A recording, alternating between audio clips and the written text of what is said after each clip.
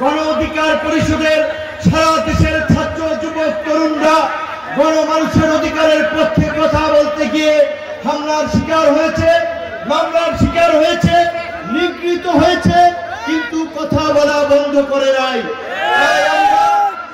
আজকে এই জাতীয় নির্বাচনকে সামনে রেখে সারা দেশে পরিচ্ছন্ন ইমেজের নেতৃবৃন্দকে খুঁজে বের করে জনপ্রতিনিধি হিসেবে আমরা মনোনীত করছি।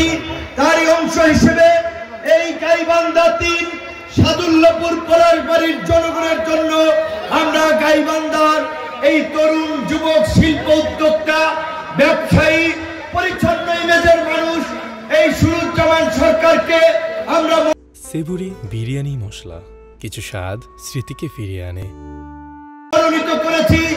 আপনারা তার সম্পর্কে পরিষ্কারভাবে জানেন, তার সম্পর্কে এলাকায় কোনো ব্যাড রেকর্ড নাই, মানুষের উপরে জুলুম করেন নাই, চাঁদাবাজি করেন নাই, অন্যের জায়গা জমি কলকারখানা দখল করেন নাই। গণ অধিকার পরিষদের যে রাজনীতি, জনতার অধিকার আমাদের অঙ্গীকার, আমাদের অঙ্গীকার দেশ হবে জনতার। এই অবহেলিত গাইবান্ধা তথা উত্তরাঞ্চলের মানুষের অধিকার ফিরিয়ে দেওয়ার জন্যই তিনি এখান থেকে প্রার্থী হয়েছেন।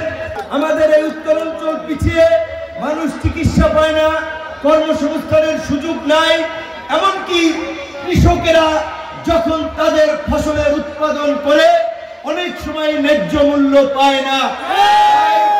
আপনি গণ অধিকার পরিষদের পক্ষ থেকে আমাকে যদি সুযোগ দেন, এই অবহেলিত মানুষের জন্য আমরা কিছু করতে চাই।